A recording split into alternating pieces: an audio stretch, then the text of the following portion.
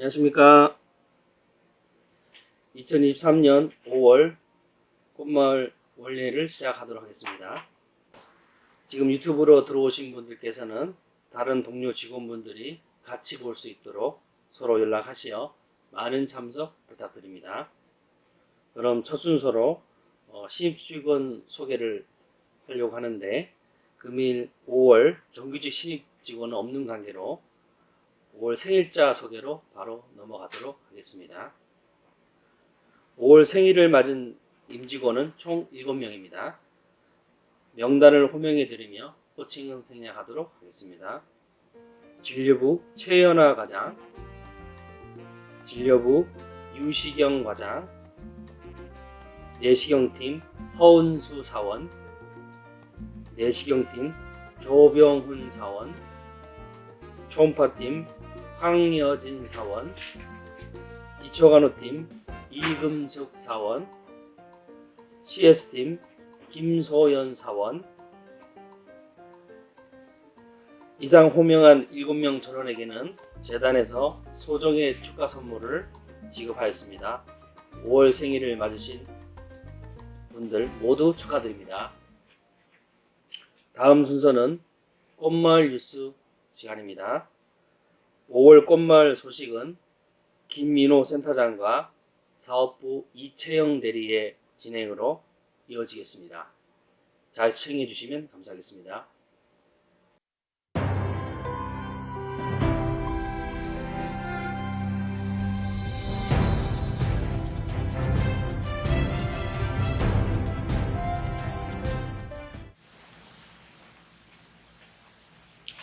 안녕하십니까. 꽃마을 뉴스의 김인호입니다. 이번 달은 홍상무님께서 부재하신 관계로 금일 사업부 이채영 대리님께서 도움 주시도록 하겠습니다. 고맙습니다. 네, 안녕하십니까. 사업부 이채영 대리입니다. 뉴스에 동참하게 되어서 참 반갑습니다. 첫 번째 뉴스입니다. 지난 4월 12일 중국에서 귀한 손님이 방문해 주셨습니다. 중국 청도와 충칭 한인회 회장님들께서 저희 센터를 방문하셨고, 전체적인 병원 투어와 더불어 간단한 체험 검진까지 진행을 하셨습니다. 현재 청도에서는 K몰이라고 하는 대규모 한인타운 복합단지의 건설이 진행되고 있다고 하는데요. 이곳에는 주거를 비롯해 쇼핑, 학교, 그리고 의료센터 등이 들어설 예정이라고 합니다. K몰의 투자 유치를 위해 한국에 방문한 회장단은 향후 중국 교민들의 건강검진을 의료 투어 형태로 진행할 수 있는 의료기관을 물색하던 중에 저희 메디플라워 헬스케어에 관심을 가지시게 되었고, 방문 후 좋은 인상을 받으셨다고 합니다. 아무쪼록 향후 더 많은 해외 환자들이 저희 병원을 방문해서 국제시장으로 더 영역을 넓힐 수 있기를 기대해 보겠습니다. 이채영 대리님, 4월 초 저희가 2023년도 1월부터 4월까지 해서 대규모의 조합원 검진은 어느 정도 마무리가 됐습니다. 직원들이, 조합원분들이 오셔서 어떤 경험들을 갖고 가셨고 또 어떤 피드백들이 있었는지 좀 궁금해 하실 것 같거든요. 그래서 금일 이채영 대리님을 초대한 이유도 거기에 있다고 보시면 되겠는데요. 종합적으로 개선할 점 혹은 뭐 칭찬할 점, 칭찬받았던 점 이런 것들이 있으시다면 한번 소개 부탁드리도록 하겠습니다. 네, 일단은 23년도 1월부터 4월이 사실은 뭐 검진센터들한테는 뭐 비수기에 해당하는 그러한 기간들인데, 아무래도 저희 농협조합원 검진을 많이 수주를 하기도 했고, 또 임직원분들이 한마음 한뜻으로 도와주셔서 4,071명 정도의 이제 농협 검진이 발생을 하였고, 이 부분에 대해서 일단은 좀 한마음 한뜻으로 잘 도와주신 부분에 대해서 좀 감사의 말씀을 좀 드리고 싶습니다. 아무래도 상반기에는 조금 쉬어갈 수 있는 그러한 타이밍이라고 생각하실 수도 있는데, 사실 그러한 텀이 없어서 좀 직원분들이 많이 힘드셨을 수도 있는데, 좀 그런 부분을 좀 극복하고 검진에 좀 성심성의껏 잘 케어해 주셔서 이 자리를 빌어서 좀 감사하다는 말씀을 좀 드리고 싶습니다. 네, 4,071명이면 제가 알기로는 역대 메디플라워 검진센터 내에서는 조합원 검진으로 가장 많은 분들이 오신 거거든요.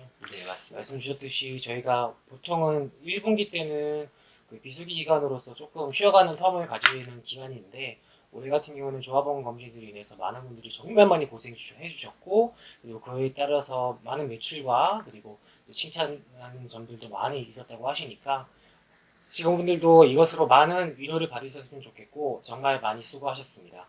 이것으로 5월 꽃마을 뉴스를 마치겠습니다. 감사합니다.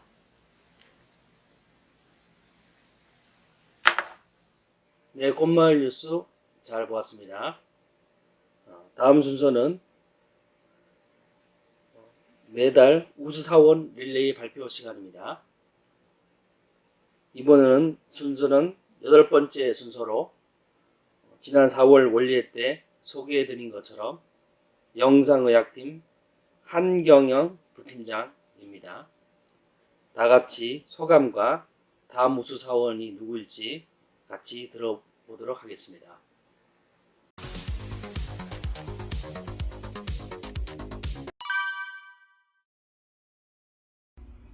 안녕하세요. 영상화팀에서 근무하고 있는 한경현입니다. 작년 8월 말경에 입사하여 현재 9개월 정도 근무하고 있습니다. 병원에서 근무를 하면서 환자분들이 병을 늦게 발견하여 매우 힘들어하는 모습을 많이 보게 되었습니다. 그러한 모습들을 보게 되면서 초기에 건강검진을 통해 병을 발견할 수 있다는 것에 대해 큰 메리트를 느끼게 되어 입사하게 되었습니다. 장점으로 먼저 힘들고 지친 시점에 에너지를 줄 수 있는 맛있는 점심을 제공하는 식당을 뽑겠습니다. 그리고 병원 장비와 시설을 뽑겠습니다. 모든 파트가 마찬가지겠지만 영상의학팀의 특성상 장비의 영향이 많다고 저는 생각됩니다. 그런 점에서 올해 새로 추가되는 좋은 장비로 보다 빠르고 정확하게 수검자를 검사할 수 있게 되어 좋다고 생각합니다. 마지막으로 팀원들과 직원의 화합된 분위기라고 생각합니다. 일을 하면서 사람과 사람의 어려움이 제일 크다고 생각하는데 그런 점에 있어 서로를 잘 챙겨주고 배려해주는 팀원들과 직원들의 모습이 제일 장점이라고 생각합니다. 나와 나의 가족의 건강과 행복이 목표이자 꿈인 것 같습니다. 꿈이 실현되기 위하여 항상 긍정적인 사고와 할 수 있다는 자신감을 가지고 살다 보면 그 꿈에 조금이라도 다가갈 수 있게 되겠다고 생각합니다. 이달의 우수사원으로 업무과의 장규빈 선생님을 추천하겠습니다. 업무과와 업무적으로 통화와 메시지를 주고받는 일들이 많은데 그때마다 늘 한결같이 웃으면서 업무를 신속하게 처리해 주셔서 항상 감사함을 느끼게 되어 추천하게 되었습니다. 네, 다음 순서는 대표 원장님 말씀 있겠습니다. 안녕하세요. 2023년 원리회를 맞아 여러분께 인사드립니다. 그간 모두들 안녕하셨어요? 5월은 가족 간의 사랑을 나누는 가정의 달로 어린이날, 어버이날이 있고 스승께 감사하는 스승의 날도 있고 대자 대비의 부처님이 오신 날도 있어 축복받는 행복한 달입니다.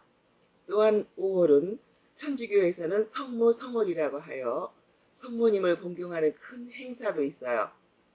계절의 여왕 5월에 우리 한의원에서는 부모님과 은사님께 보약 선물을 하려고 하시는 고객들에게는 특별한 할인 행사를 하고 있습니다. 주변 분들에게도 알려주시면 좋겠습니다. 과거에는 힘든 세월을 보내느라 어린이들이 제대로 대접을 받지 못하고 있어서 방종환 선생이 주창하여 어린이날을 제정함으로써 어린이들에게 좀 더 관심을 받게 되는 계기가 되었었죠. 나도 어렸을 때 어린이날이 지금도 생각이 납니다. 날아라 새들아 푸른 하늘을, 달려라 내물아 푸른 벌판을, 오른 푸르거나 우리들은 잘한다, 오늘은 어린이날 우리들 세상 하는 노랫소리가 지금도 귀에 쟁쟁합니다. 지금은 시대가 많이 변하여 대부분의 어린이들은 매일매일이 어린이날 같다는 생각이 듭니다. 부모님들의 관심 속에 우리의 새싹들이 잘들 자라고 있어서 너무 고마운 일입니다.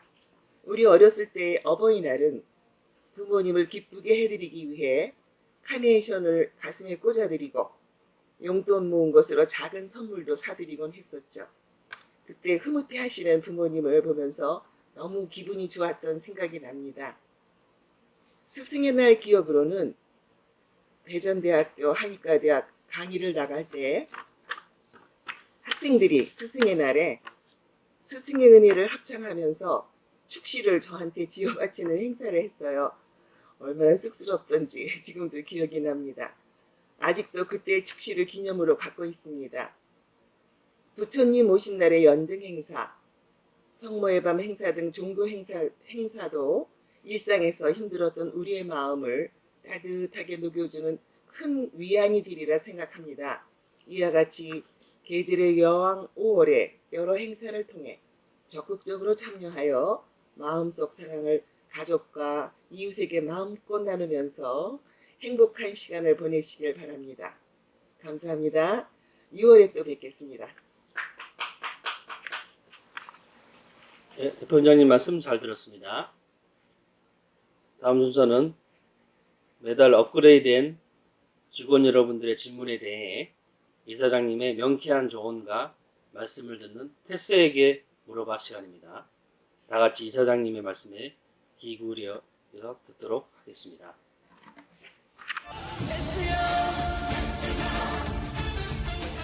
세상이 왜 이래 왜 이렇게 힘들어 여러분들 안녕하십니까? 안녕하세요. 친애하는 꽃마을 식구 여러분, 지난 한 달 동안 무사히 무탈하게 잘 지내셨죠? 오늘은 테스에게 물어봐에 앞서서 여러분들께 그 광고 겸해서 한 말씀 먼저 드리도록 하겠습니다. 도서 출판과 아울러서 우리 이 꽃마을 갤러리 오픈에 대한 소식을 말씀을 드리겠습니다. 여러분들 지금으로부터 한 2, 3주 전에 책 한 권씩 다 받으셨죠? 미술관 옆 박물관이라는 책을 받으셨으리라고 생각합니다.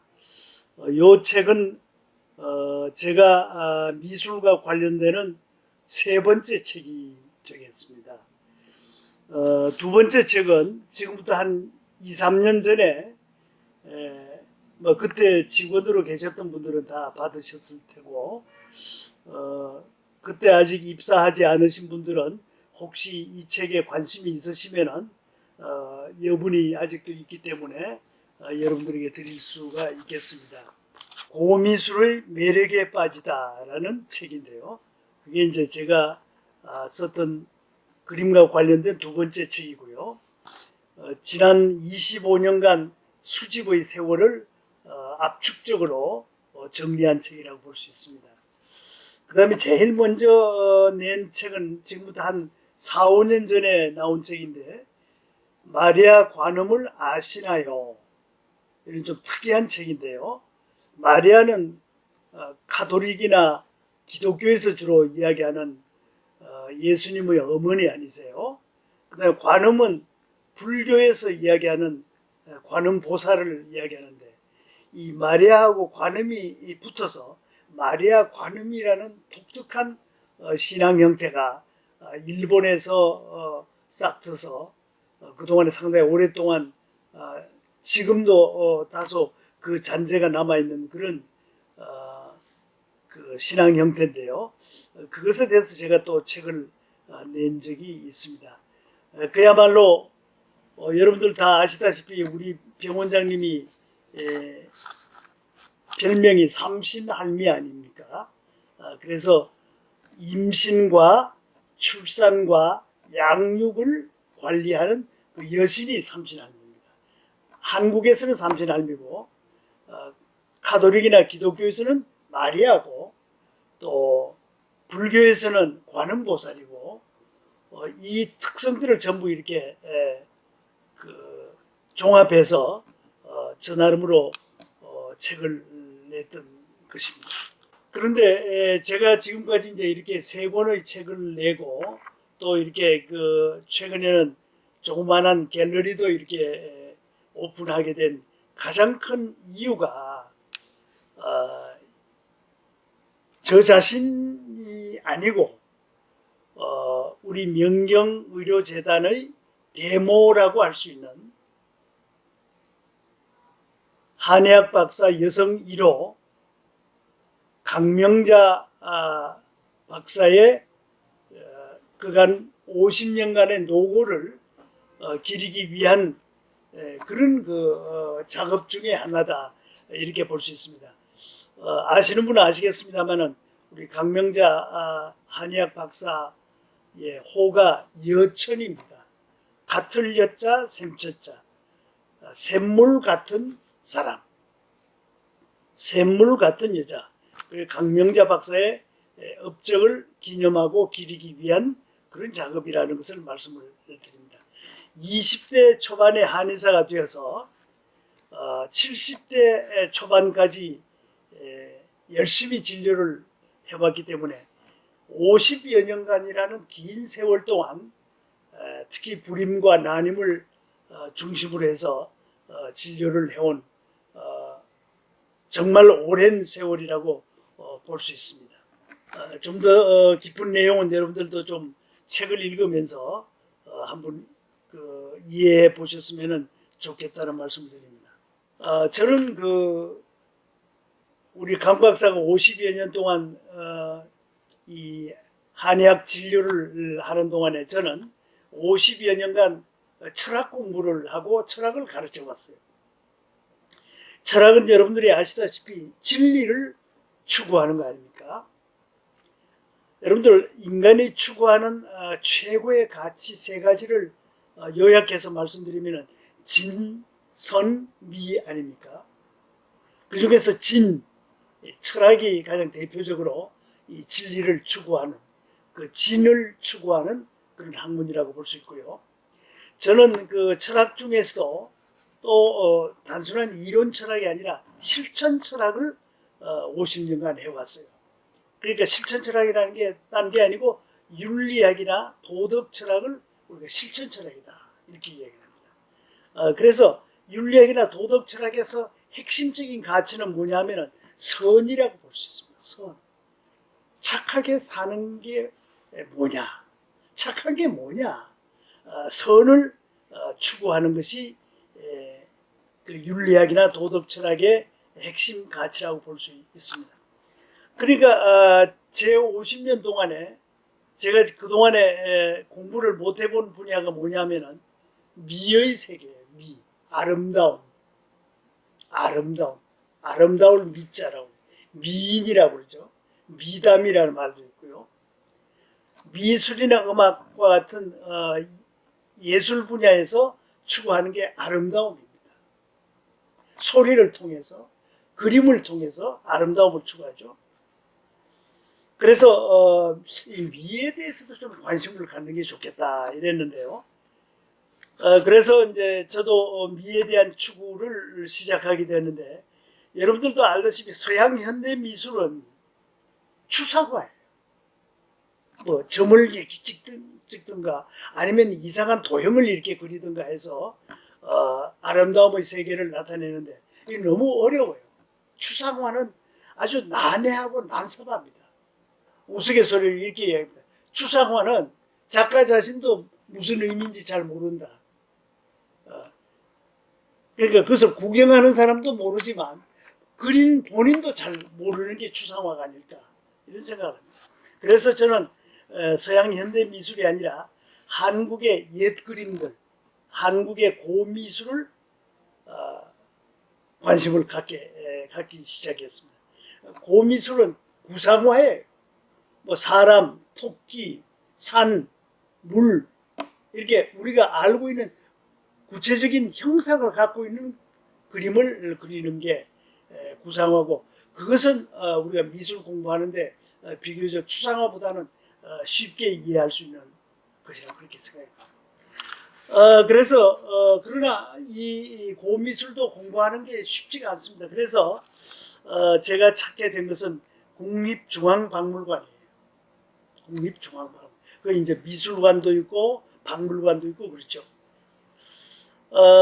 그 한 25년간 사반세기 동안 고미술에 대한 관심을 가지면서 제가 가장 제 가슴에 와 닿는 말 중에 하나는 이 말입니다.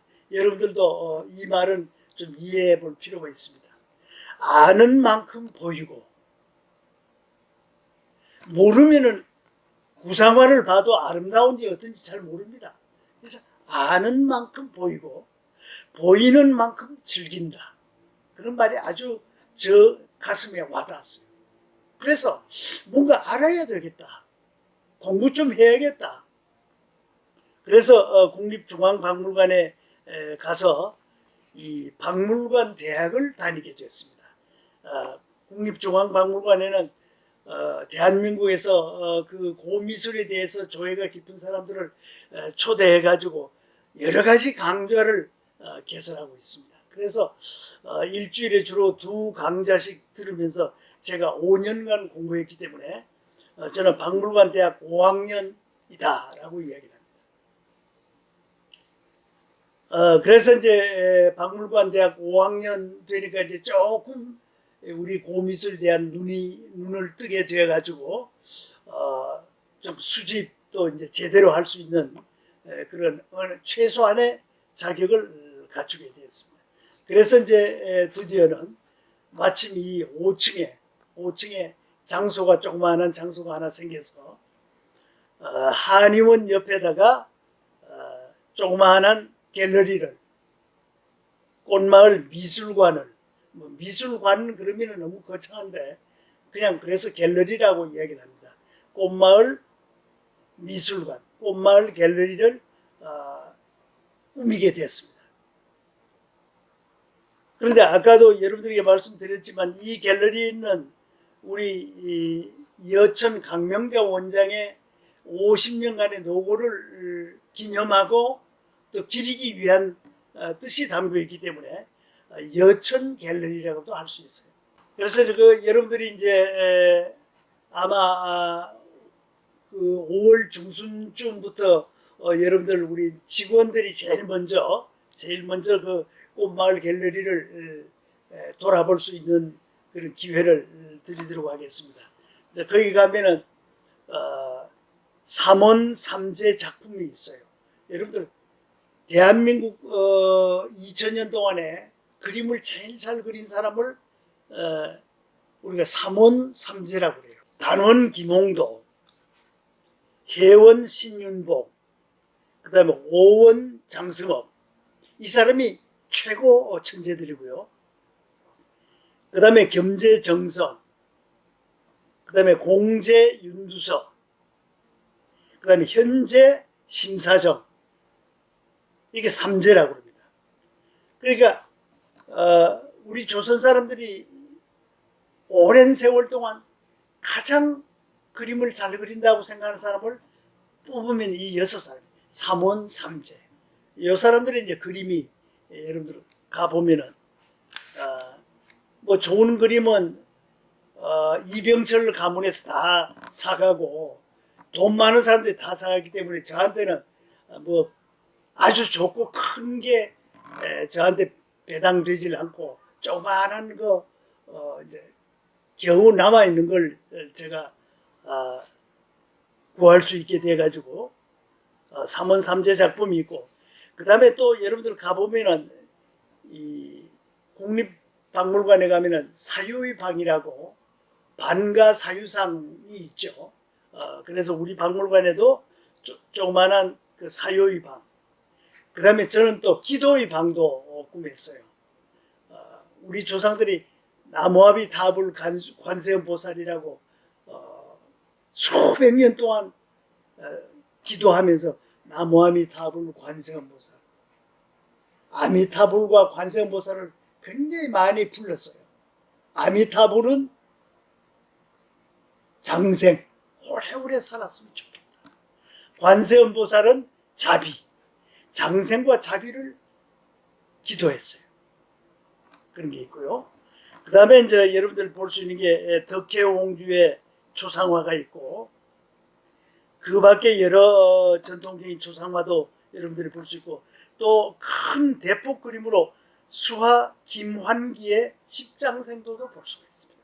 그래서 그런 것을 두루두루 보면서 자세한 설명을 써두었기 때문에 여러분들이 그 설명을 읽으면서 그림 감상을 하면서 점심시간이나 여러분들 시간이 편한 시간에 좀 와서 보고, 필요할 때는 우리 이 비서실에 와서 뭐 키도 가져갈 수 있고, 또 비서한테 이런저런 것을 또 물어볼 수도 있는 그런 이 꽃마을 미술관, 여천 갤러리, 여러분들 좀 관심을 가지고 한번 봤으면 좋겠습니다.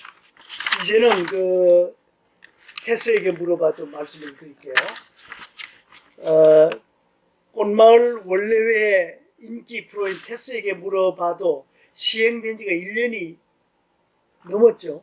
예, 1년이 넘어가니까 우리 직원들의 수준도 이미 철학과 학부 과정을 마치고 철학과 석사과정 수준에 이르는 듯 질문의 수준이나 구사하는 용어의 난이도가 예사롭지가 않습니다. 저도 읽어보니까 가끔 이 무슨 질문이 이렇게 어렵지, 대답하기 어려운 그런 질문들이 많이 있습니다. 예를 들면 이제 간단히 한 5개의 질문이 들어왔는데요. 존재론적인 의미에서 인간이 무엇인가를 묻는가 하면, 존재론적인, 저도 존재론을 잘 모르겠는데, 그 다음에 신의 존재에 대한 물음을 제기하기도 합니다. 한편 철학의 아버지 소크라테스의 생애에 대한 질문을 하는가 하면, 소크라테스가 마지막에 별로 해피한 최후를 마치지 못했다는데 그게 어떻게 된 거냐. 또 자기 개발과 인간의 성장 간의 연관성을 묻기도 하고, 그런가 하면은 배필을 만나는 인간의 인연 문제, 자기 배필을, 자기 짝지를 만나는 것, 이게 오묘한 거 아닙니까? 아무도 몰라요. 그래서 운명의 문제와 관련되는 그런 대답하기 어려운 난제를 제기하기도 합니다. 그래서 우리 직원들이 이제 조만간에 그야말로 철학 박사학위 논문을 써야 할 수준에 접근해 가고 있는 것이 아닌가, 이런 생각을 하면서 테스에게 물어봐를 진행하는 저로서는 보람과 뿌듯함을 느끼기도 합니다. 그래서 여러분들 질문을 간단하게 말씀을 드리겠습니다. 첫 번째 질문인 존재론적인 의미에서 인간이 무엇인가를 물었는데, 이 존재론이라는 말이 굉장히 어려워요. 그래서 아마 그 질문하신 분의 뜻한 바로는 뭐 존재론 그러지만 좀 철학적인 의미에서 인간의 존재가 뭐냐, 인간이 뭐냐, 이런 이야기를 듣고 싶은 게 아닌가, 이런 생각이 됩니다. 그래서 존재론이라는 것은 굉장히 좀 전문적인 용어이긴 해요. 철학에서는 존재론 그러면은 형이상학, 존재론, 이 다 비슷비슷하게 쓰는 말들인데 그렇게 어려운 이야기는 하지 않겠습니다. 철학적인 관점에서 인간 존재의 의미를 묻는 듯합니다. 뭐 여러 가지 인간 존재에 대한 이론이 철학적으로 수없이 많은 이론들이 있는데 그거 다 이야기하기는 어렵고요. 크게 두 가지 나눠서 이야기하겠습니다. 하나는 유실론적인 인간론, 신을 전제하는 인간론이 있을 수가 있겠고요. 또 하나는 무실론적인 인간론이 있을 수 있으며, 특히 근세 이후의 무실론적인 인간론 중에서는 생물학적이고 진화론적인 인간론이 있을 수 있습니다. 그러니까 크게 나누면 기독교적인 유실론적인 인간론이 있을 수가 있고, 또 하나는 생물학적이고 진화론적인 인간론, 크게 두 가지로 나누면 되지 않을까 이렇게 생각이 듭니다. 유실론적인 인간론의 대표적인 것은 방금 이야기 드렸듯이 기독교적인 인간론이라는 게 있을 수 있습니다. 천지가 창조되기 이전에 하나님이 존재하고 그렇죠. 신이 존재하고 그 하나님이 자기가 원하는 대로 천지 창조를 하게 되고 그것도 일주일 동안 하게 되죠. 엿새 동안 하고 마지막 날은 주일이 쉬는 날인데 그게 이제 주일입니다. 창조 질서의 가장 정점에 누가 있느냐? 신의 대리자격이라고 할 수 있는 인간의 창조가 이루어집니다. 인간이 창조됐죠. 처음에는 아담, 남자가 창조됐어요. 그러니까 하나님이 보니까 아담이 혼자 굉장히 외로워 보이니까 참 이 성경에도 외로움이 나와요. 외로워 보이니까 짝지를 만들어줬습니다. 이브를 만들어줬어요. 그러니까 아담과 이브가 이제 탄생이 된 거죠. 그런데 인간은 신의 대리자이자 조력자예요. 그래서 신의 창조 사업의 나머지 부분을 보완하고 완성하는 임무를 신이 줬습니다. 그래서 인간은 이 세상을 다스리면서 모든 식물과 동물과 광물과 이런 것들을 잘 관리하고 다스리도록 신의 대리자로 임명을 받았습니다. 하여튼 기독교를 신앙으로 선택한 사람들은 이런 그 창조 신화에 의거한 인간론을 철저히 믿을 거예요. 그런데 또 다른 하나의 가설은 뭔가 하면 이제 중세 천년이 끝나고 근세가 되어서 이제 다윈의 종목의 기원이 나오고 뭐 하면서 이제 과학이 발달되고 다른 가설이 하나 나옵니다. 태초에 이제는 신이 존재하는 것이 아니라 태초에 생명이 존재합니다. 생명. 뭐 아메바 아주 미생물이 존재했죠. 생명이 존재하고 그것이 진화 발전하여 진화론이라는 게 나오죠. 이볼루션. 발전하여 진화의 정점에 만물의 영장인 인간이 탄생하게 됩니다. 거기서도 인간이 진화의 정점이 있어요. 그러나 이것은 이 기독교 인간론하고는 달리 동일한 진화 도상에 다른 동물들도 다 존재하고 마지막에 인간이 존재하는 거예요. 그러니까 다른 동물들과 전부 인간이 동일한 진화 선상에 있습니다. 그래서 인간은 기독교 신학에서 말하는 인간론보다는 훨씬 더 겸손한 존재예요. 왜냐하면 원숭이나 침팬지하고 인간은 뭐 4촌은 아니지만 한 10촌쯤은 되는 거죠. 같은 진화의 도상에 태어난 거니까. 그러니까 인간은 너무 다른 동물에 비해서 자랑할 게 없고 조금 더 나은 그런 존재죠. 그래서 인간은 훨씬 더 이런 진화론적인 인간관에 있어서는 겸손한 존재가 될 수가 있습니다. 자, 그러면 이제 이 두 가지 가설이죠. 하나는 유실론적인 인간론이 있고 하나는 생물학적인 진화론적인 인간론이 있는데 어느 게 옳으냐? 아무도 지금 결정적으로 어느 게 더 옳다 그러다 이야기할 수가 없어요. 지금 진화론이 훨씬 더 그 세력을 떨치고는 있지만 반드시 그럼 모든 것이 진화의 산물이냐? 그렇게 간단하지가 않습니다. 그래서 불가지 어느 쪽이 옳은지 아직도 다 가설이에요. 기독교 신학도 우리가 100% 틀렸다고 할 수 없고 진화론도 100% 맞다고 할 수 없기 때문에 어느 것이 사실인지는 지금 현재는 각자의 신앙의 대상, 선택의 대상이 될 수가 있습니다. 그래서 이런 관점에서 우리가 좀 생각을 해볼 수가 있겠고요. 그 다음에 이 질문하고 관련되는 질문이 또 하나 나왔어요. 뭐냐면 이사정 당신은 어떤 신관을 갖고 있느냐, 어떤 신의 존재에 대해서 어떤 생각을 갖고 있느냐. 관련되는 또 하나의 질문으로서 신의 존재에 대해서 어떻게 생각하느냐 문제가 제기되는데요. 저는 비교적 어린 시절부터 어머니의 손을 잡고 가톨릭에 귀의했던 터라 초등학교 시절부터 종교적인 분위기에서 성장했습니다. 그래서 대체로 유실론적인 교육을 받은 셈이라고 할 수 있습니다. 그러나 사춘기를 보내면서 신의 존재에 대해 다소 회의적인 생각을 갖게 되었고 더욱이 대학교 철학과에 들어와서는 이런저런 철학과 신학 이론을 접하면서 신의 존재에 대해 불가지론적인, 즉 신의 존재 여부에 대해 결정적으로 100% 알 수 있다라고 하기 어려운 그런 지경에 이르게 되었습니다.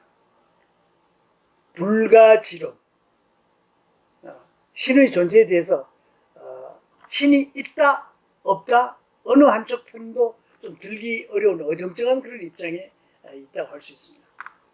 그러나 여기에서 한 가지 중요한 것은 신의 존재에 대해 불가지론적인 입장에 선다고 해도 종교의 중요성에 대해서는 반대하지 않습니다. 왜냐하면 인간은 유한한 존재고 인간이 모르는 게 너무 많아요. 그리고 죽음 이후에 인간이 어디로 가는지 알 수도 없어요. 자, 그래서 종교가 인간의 삶에 필요 없을 정도로 신의 문제가 완전히 해결되었다. 신이 존재하지 않는다. 이런 확신이 없는 거죠.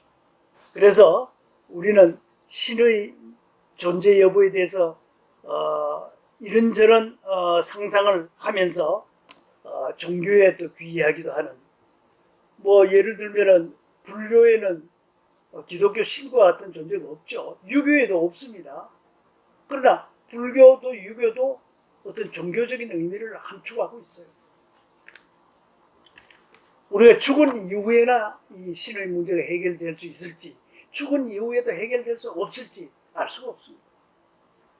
그래서 이런 문제는 우리가 쉽게 해결되기 어려운 수수께끼로 가슴에 안고 살아갈 수가 있다. 이런 말씀을 드리겠습니다. 그 다음에 이제 소크라테스의 그 최후에 대해서 좀 이런저런 이야기를, 소크라테스는 뭐 너 자신을 알라, 굉장히 중요한 말이죠. 너 자신을 알라. 우리 자신에 대한 반성과 성찰 굉장히 중요하다. 우리는 자기도 모르면서 다른 사람에 대해서 간섭을 많이 하잖아요. 우리 스스로에 대해서 깊이 생각하는, 그래서 이제 철학을 많이 하게 되고 소크라테스를 철학의 아버지라고 그러죠. 자신에 대한 성찰, 자신에 대한 반성, 자신에 대한 공부, 마음 공부. 그 다음에 또 소크라테스 남긴 말 중에 하나를 이 질문자가 들어놓은 걸 보면은 악법도 법이다. 이런 말을 했어요. 소크라테스가. 악법도 법이다. 악법도 법이 있는 이유는 뭡니까? 이 세상의 질서 유지를 위해서 있는 거죠. 악법도 무법보다는 낫다. 이런 이야기를 소크라테스가 했다는 거죠. 법이 없이 그냥 세상이 혼란스러운 것보다도 다소 좀 불완전하지만 악법이라는 것도 있는 것이 낫다. 이런 이야기를 소크라테스가 했는데, 그러나 하여튼 소크라테스는 그 당시에 세상 사람들의 생각에 대해서 굉장히 비판적이었어요. 상식의 음미라는 말도 했습니다. 상식을 있는 그대로 받아들이지 말고 상식을 깊이 한번 반성하고 음미하고 비판하고 해야 된다. 그래야 우리가 발전할 수 있다.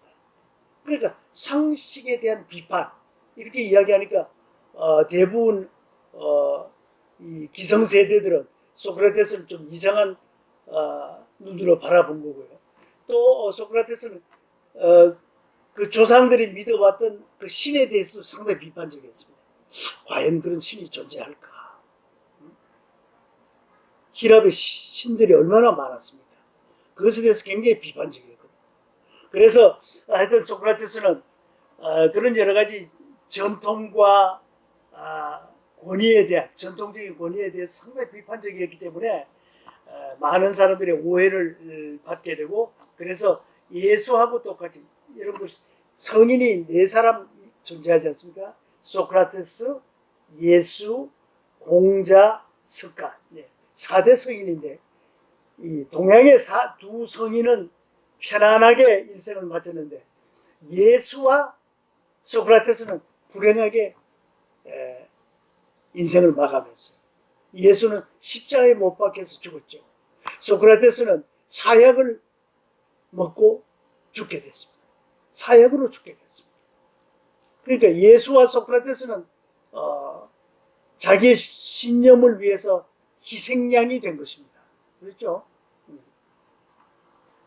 소크라테스는 살 수 있는 기회가 많았어요.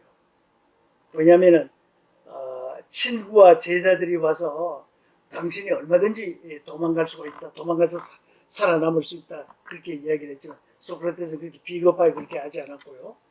또 그 당시는 히랍은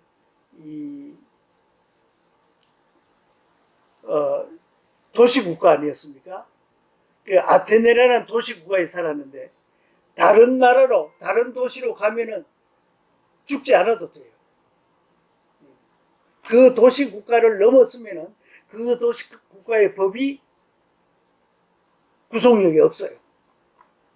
그럼에도 불구하고 소크라테스는 결국 사약을 마시고 우리 철학의 아버지가 된 것입니다.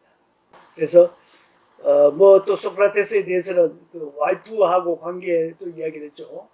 크산티페라는 부인이 있었는데 부인과 그렇게 좀 사이가 또 그렇게 썩 좋지는 않았습니다. 왜냐하면 가정에 별로 관심이 없고 제자들 교육에 전념했기 때문에 소크라테스는 가정적이지 못했고 부인과 관계도 썩 편하지 않았습니다.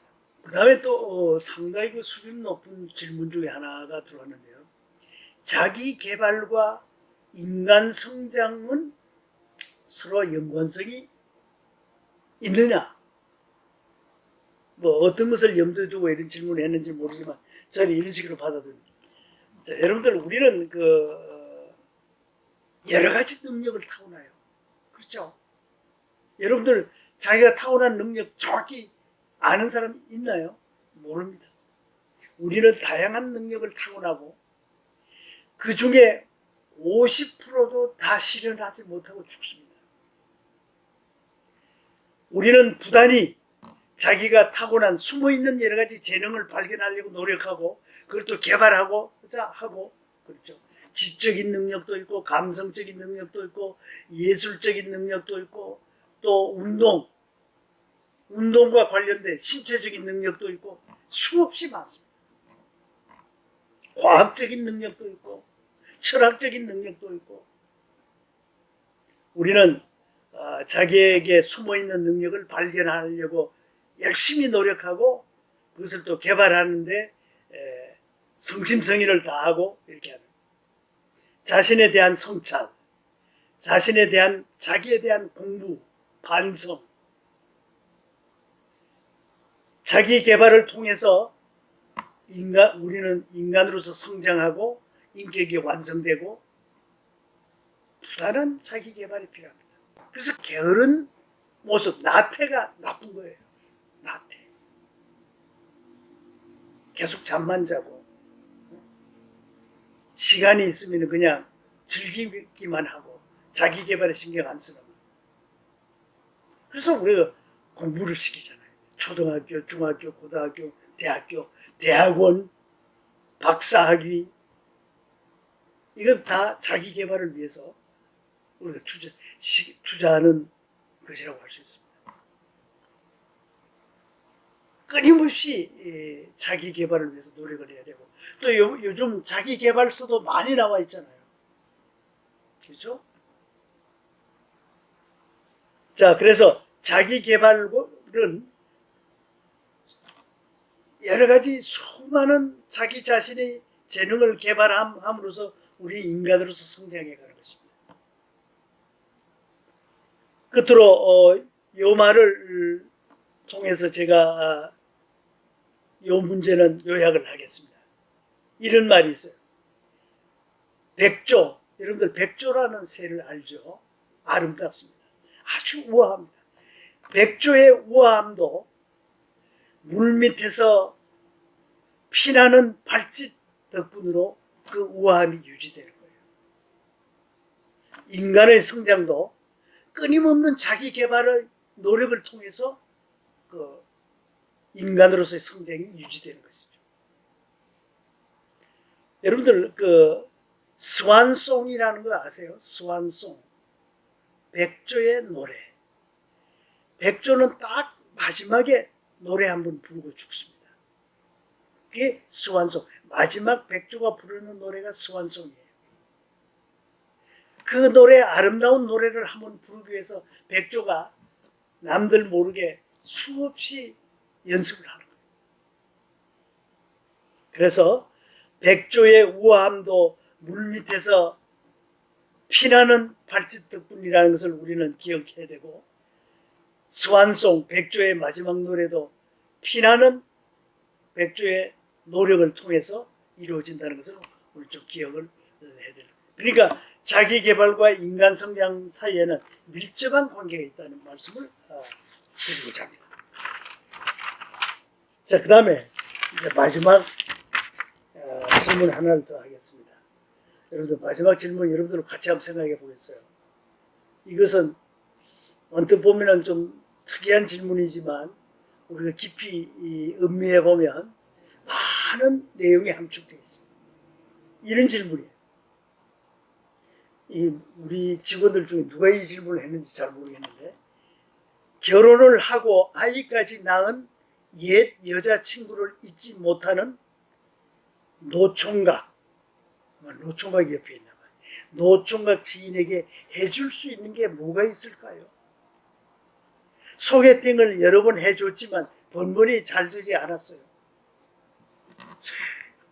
이 이야기를 딱 들으면은 우선 여러 가지 측면이 있어요. 첫째, 애틋한 로맨스입니다. 그렇잖아요. 자기 사랑하는 여자가 시집가서 애까지 낳고 잘 사는데 그런 그녀를 사랑했던 이 남자는 지금도 골방에서 눈물을 흘리면서 지새고 있어요. 애틋한 로맨스고 순정 드라마입니다. 동정과 공감의 여지가 있어요. 이승에서는 인연이 없는 한 사나이의 비극적인 이야기. 여기까지는 좋습니다. 여러분들, 그 남자 본인, 그 사나이는 얼마나 불행합니까? 얼마나 고통스럽겠어요. 불행과 고통을 감내하기 어려운 상황에 처해 있는 한 사내의 불쌍한 비극적인 스토리. 그런데 여러분들, 반대로 이 사나이가 지금도 그리워하고 있는 그 상대 여인도 역시 그 여인에게 이 사내는 상당히 심적인 부담과 불안의 소지예요. 여러분들이 그 여인이라고 한번 생각해 보세요. 섬뜩해요. 지금도 나를 원래 그리고 있는 한 사나이가 눈물겹게 저녁을 보내고 있다, 새벽을 보내고 있다. 어떠세요? 이 사나이야말로 정신의학적으로 지나친 집착과 편집증에 빠져 있습니다. 과도하게 진행되면은 폭력이 될 수도 있습니다. 그렇지 않습니까? 그 여성이 무서워서 어디에 밤길이라도 제대로 갈 수 있겠어요? 우리가 여기서 생각해, 우리가 결혼제도라는 게 있잖아요. 결혼제도라는 건 약속의 시스템입니다. 약속의 관행이에요. 일단 아무리 자기가 좋아하건 싫어하건 간에 일단 결혼을 하게 되면은 그건 어떤 약속의 시스템 속에 들어가는 거예요. 그 약속을 나도 지켜줘야 되고 그 사람도 지키고 서로 지켜줘야 돼요. 그리고 결혼한다는 것은 어떤 의미에서 자기가 가장 좋아하는 파트너를 안 만날 수도 있어요. 현실적인 타협이기도 해요. 그래서 현실적으로 결혼 제도가 있는 한 우리가 그 제도에 충실하고 현실적인 타협과 상호 간의 약속 이행을 해야 되는데 그 한 사람은 그 결혼이라는 제도 속에 들어갔는데 한 사람은 그 바깥에서 계속 그냥 피눈물을 흘리고 있다. 말이 안 되죠. 그래서 아까 그 이야기는 언뜻 보면은 애틋한 순정 드라마이긴 하지만 언뜻 보면은 굉장히 위험한 요소를 내포하는 것이기 때문에 우리가 굉장히 조심스럽게 다루어야 될 그런 스토리가 아닌가 이런 생각이 듭니다. 자, 시간이 많이 흘렸기 때문에 여기에서 마치기로 하겠습니다. 감사합니다. 네, 이사장님 좋은 거 말씀 잘 들었습니다. 이번 원래 회의에서도 행운권 추첨식이 있겠습니다. 사전에 녹화된 영상으로 행운의 주인공이 나올 예정이며 행운의 주인공은 특별한 혜택이 주어질 예정이니 모두 축하해 주시기 바랍니다.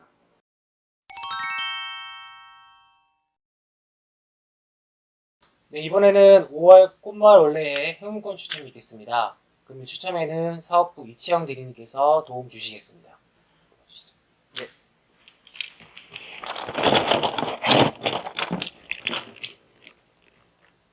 감사합니다.